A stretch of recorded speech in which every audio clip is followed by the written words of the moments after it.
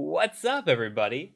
TCM here, still pink, still looking ridiculous, and I'm here to do another walkthrough. So this time we're going to be doing a box on TryHackMe that I think is pretty interesting. It has an intended path, but I think we're going to take the unintended path today. We'll talk about the intended path, but we'll see how easily we could have hacked this machine way easier than they're suggesting. So we'll do the unintended path, maybe, perhaps. I don't know if it was intended or not, and then we'll talk about it. So before we get started, if you haven't subscribed to this channel, what are you doing? We are almost to 100,000 subscribers, so we're just a little bit off. Probably going to hit that this month. So if you do like the video, please do hit that like, subscribe, hit the bell, leave a comment.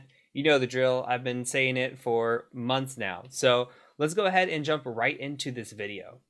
All right, so the box that I'm going to be doing here is called HackPark. Now, what we're going to do is we're going to come in here and I'm going to deploy this machine. And it's going to take just a minute to boot up. And what we're going to be after is what they're telling us is a vulnerable web service. So what I want to do is I want to go out to that web service and kind of hunt it down, see what's going on. We'll run an Nmap scan while we're waiting. Now, this machine is going to have us actually do a brute force login using Hydra. We're not going to do that. We're going to take a different route. It's also going to tell us, hey, let's go ahead and compromise the machine. And when we do that, we're going to try to escalate this privilege. And we're going to do that using a Windows scheduler. We're not going to do that either. Okay, we'll talk through this and why it's doing this. And you're going to see how we can see that here in just a little bit. And you can also use Metasploit to do this. As well. We're not going to use Metasploit in any of this. So what we're going to do is we're going to go ahead and set up our Nmap scan. And all I'm going to do is I'm just going to say something along the lines of Nmap. And we'll do a T4, all ports. We'll do a PN like that.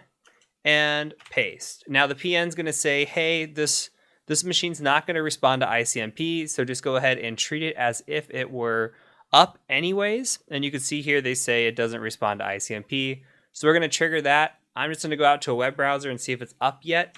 If it's not up, I'm going to go ahead and pause the video until it is. So it looks like we're just waiting here a little bit more. So I'm going to pause and then I'll come right back when it's online. Okay, we just loaded up here. I'm going to go ahead and get this scan running. And while we're waiting on the scan, we're just going to enumerate the web server. The reason I'm doing that is it tells us, hey, let's go ahead and go out to a web server. And it's going to say, what's the clown displayed on the homepage? The clown's Pennywise. So we already know that. And I'm not going to walk directly through the task. I'm going to kind of do this box as if I were walking through it and how I walk through it. And we'll talk about methodology more than anything else. You can come back through and do the task, find the flags, etc. So on a blog site like this, when we're doing this CTF type deal, what we're looking for is any sort of information. We can see the username here is administrator for the author. Sometimes they have specific or author names here. So it could be something like Jake, for example. And we would say, okay, we know a username might be Jake. And we can see here that we're running on blogengine.net. I know from doing other CTFs in the past that Blog Engine has vulnerabilities for it, depending on the version that we're after. But there is remote code execution that requires a login with it. So we can see it says, welcome to HackPark, and it just says HackPark Amusements, great place. We can read more, see if there's anything in here. Nothing, and it just says there's a comment left by visitor 1. So if we could come in here and see any sort of information, look at blog posts, we might be able to pull down relevant information, but here I'm not seeing anything related to that. So what we're going to do is we're going to kind of look around. We can go to the archive, we can go to contact, we can go to login, see what's out there. The archive doesn't have anything besides just blogengine.net. Nothing really great to go off of here. The contact form is just a contact form. We could view the source code and stuff, and we could also kind of do directory brute forcing if we want to. But I really do think that we are after this login page here. And when we search for this, when I see something like a version, we know we're after blogengine.net. We're just going to go out to Google and say, hey, blog engine exploit. And let's see what we come up with. You can see I've been in here in the past, but 3.3.6 is vulnerable. It looks like 3.3.7. And what I am after are the keywords of remote code execution. That's really the big game changer, okay? And when we come in here, we can read about the code a little bit. And it says, hey, we tested this on Windows 2016 standard IIS 10. I don't know if we have any information on this. We are running a Windows machine according to Wappalizer. This is IIS 8.5. I don't think that really matters. We come into here and it says path traversal vulnerability leading to remote code execution in 3.3.6 and below, actually. This is caused by an unchecked theme parameter. So what we do is we need to come in here and we need to set up a file called postview.ascx. Once we upload that, it's going to be in a directory. We call the directory out and we should get remote code execution. So we need to copy this down and change out our TCP information here to what our IP address is, call it out on this port, etc. Now, before we can do that, we need to actually be able to log in here. Now, there are default credentials. We can go out and hunt those down. Just to save you a little time, it doesn't work. Another one that I like to check for is admin just to see if it works. And we can see here it says login failed. Now, that's key. This is critical. So what we're going to do is we're going to come to Burp Suite, our good old friend Burp Suite. And I'm going to turn on my proxy here. And I'm just using Foxy Proxy. So it's just going to go ahead and set up the proxy for me. And we're going to go ahead and just intercept this page really quick. Make sure we pull in this information. We do. Perfect. So I'm going to add this to scope here. Say yes. And then on my scope, I'm going to make sure that we are good to go. So on intercept here, I'm going to say I only want to do it with target and scope. And now when we intercept request, it only comes through for this.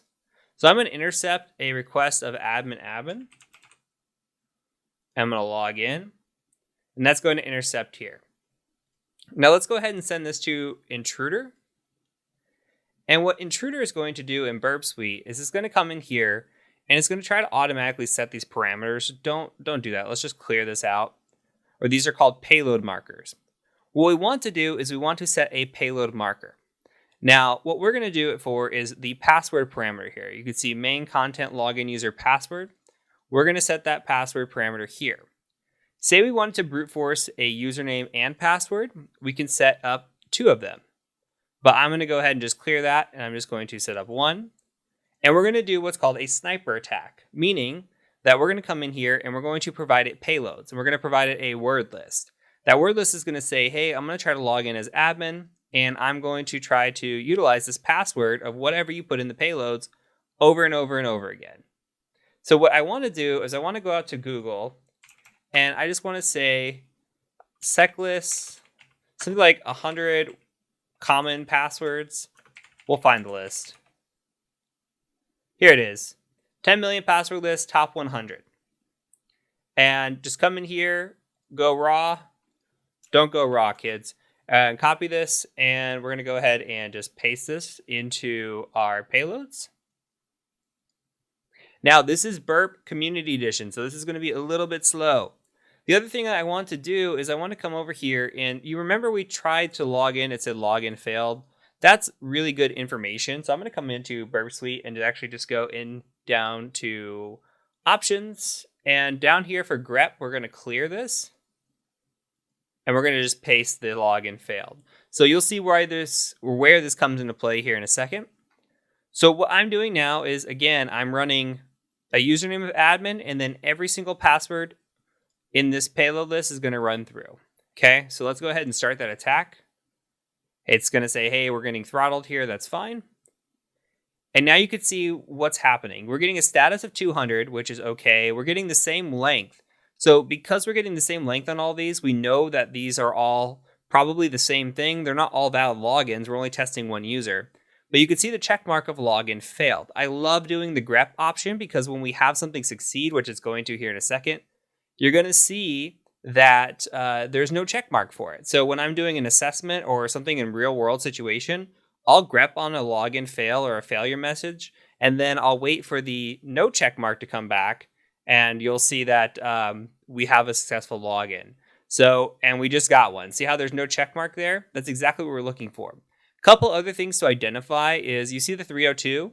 This might be, depending on the situation, like I've seen these 400 or 404 or something else when you do a failed login. I've seen all kinds of things. I've also seen 302s on failed login. So you need to identify this differently. You can see the length is an identifier here. Login failed is an identifier. There's a few things here to kind of like weed out that this is something different. So I'm just going to come in here and copy this password and paste it into here.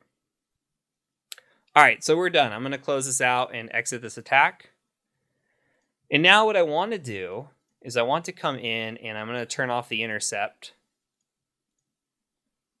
And I want to paste this password and get logged in. Now we're going to work on this exploit here. So what we need to do is we need to go ahead and just copy this here. And we're going to call this something very specific per the instructions. So what are we going to call this? We're going to call this postview.ascx. All right. So I'm going to gedit, and I might already have one here, but we'll play pretend.ascx. I don't. Okay. So we'll paste this here. And when we come through, we need to put in a IP address and a port. So I don't know my IP. I'm going to grab my IP address. And it's 10.11.4.114. So 10.11.4.114. 4445. Perfect. I'm going to save this. And now what I'm also going to do is I'm going to run netcat on 4445. And now we've got a listener. This should talk back once we execute the way we're supposed to. So what we got to do is we got to come into here and we got to go to the publish post. Now this is per this. Okay, it tells us, hey, you're going to go in here and you're going to click on the icon that looks like an open file in the toolbar. Once you upload the file, you go ahead and navigate out. So let's go upload the file. We're going to come to this blog post. And when we upload the file here, it's this little folder.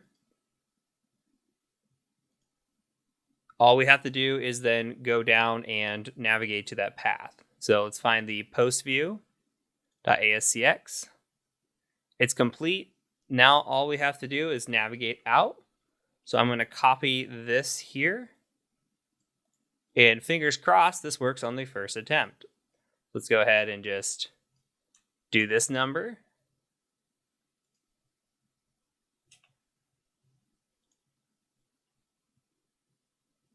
And there we go. We've got a shell.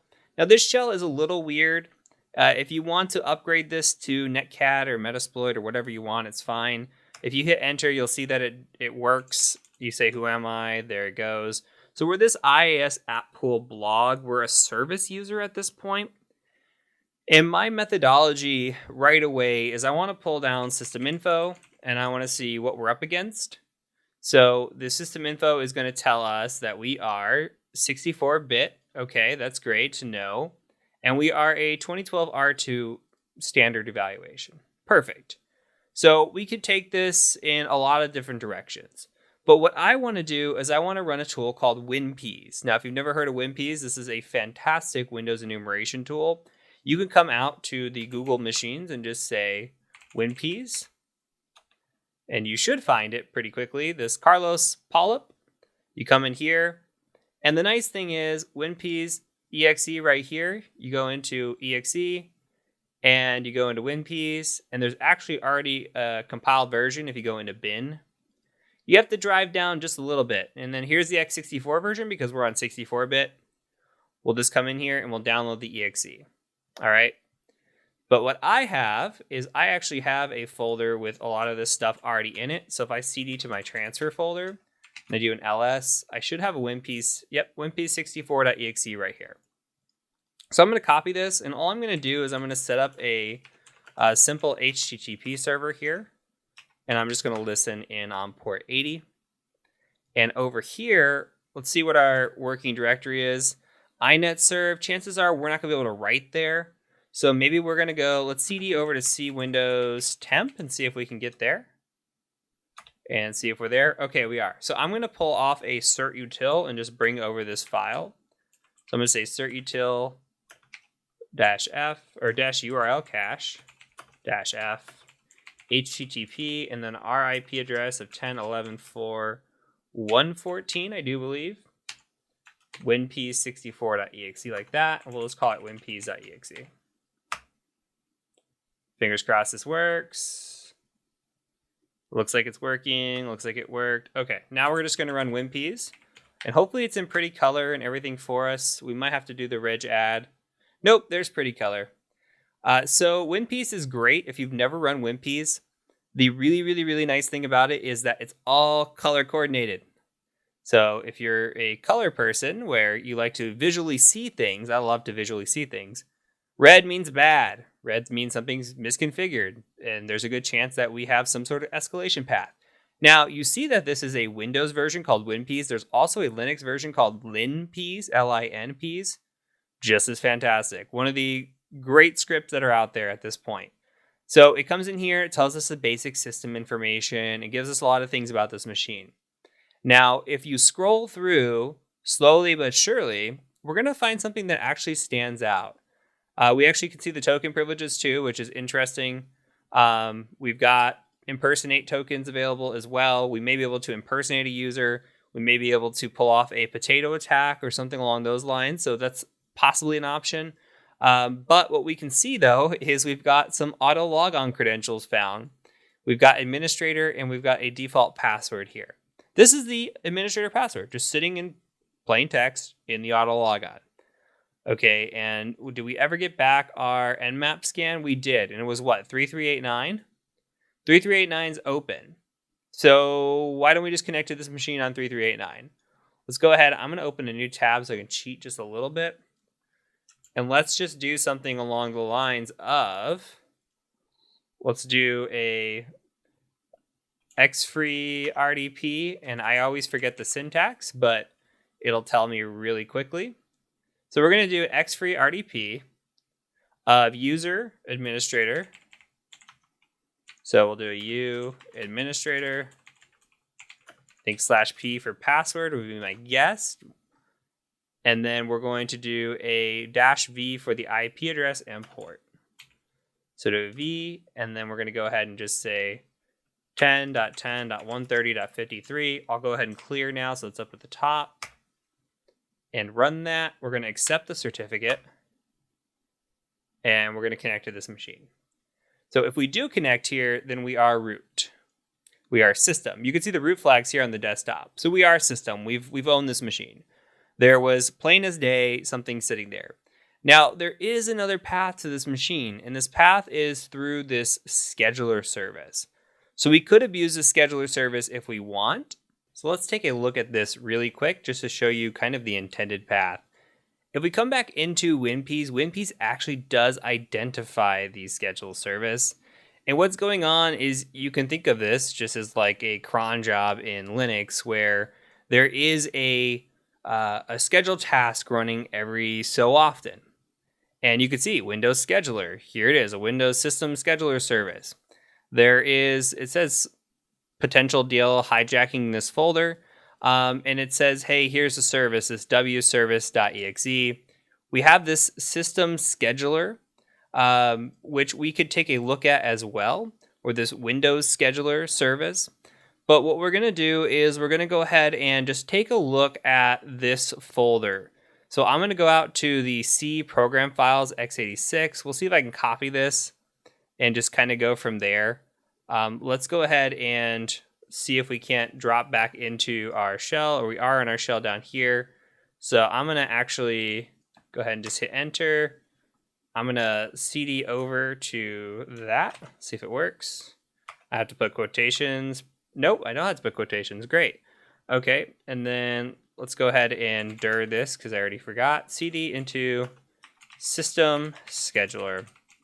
Now we're going to look at what is running here. So we've got a few executables that are in here. wservice is possibly one of them that was identified, but that is actually, I think, the application itself. Scheduler.exe, message.exe. One way to cheat a little bit and see what's running is just do a task list /v. And we can kind of look off of this task list. and see if we can find out what's going on here. It's a little bit cleaner when we look at it from a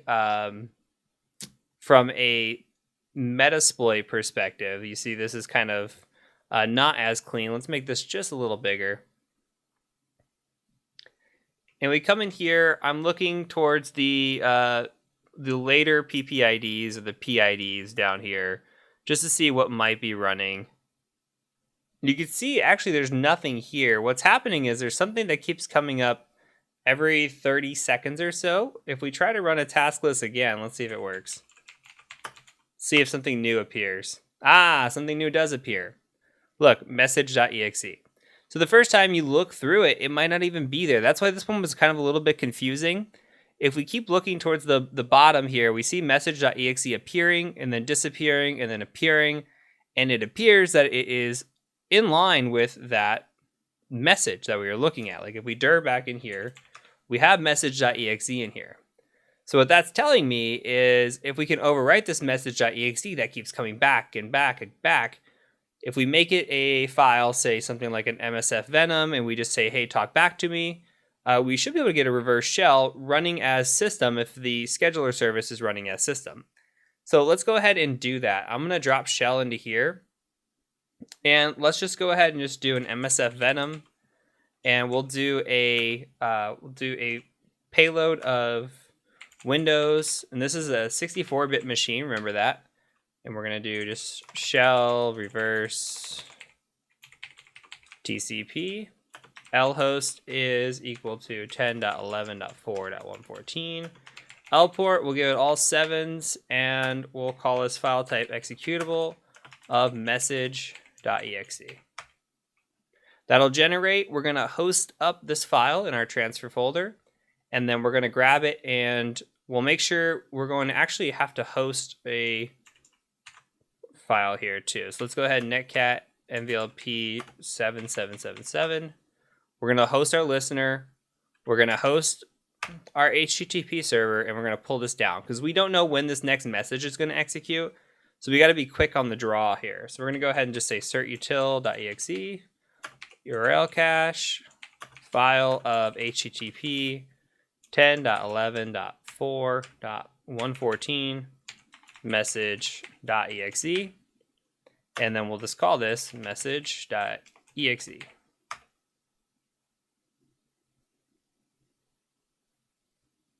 Okay, and we see that the file is being used at this moment. Now, we can wait until it's not being used. We could cheat a little bit and see when it's here, when it's not. Like, we don't see it right now. We could try it again. Maybe we sneak in here. And we do sneak in here. Now, say you didn't have the GUI here and you knew that you're getting stuck. You could stop the system scheduler service if you did an SC stop. If we had control over it, we could do an SC stop on that service, stop it, and then start it and kind of control that ourselves. But here we just had to wait until it wasn't running, and then we were able to do it. And we actually come over to our shell, we do a who am I, and that doesn't pop up only because, why? You come up here and you're running as the message service, so you just prompted a message on the machine itself. That's okay, but we can come in here and we could cd to like C users administrator, and you could see that we have access to the administrator folder, and we could just dir here and get that root.txt as well.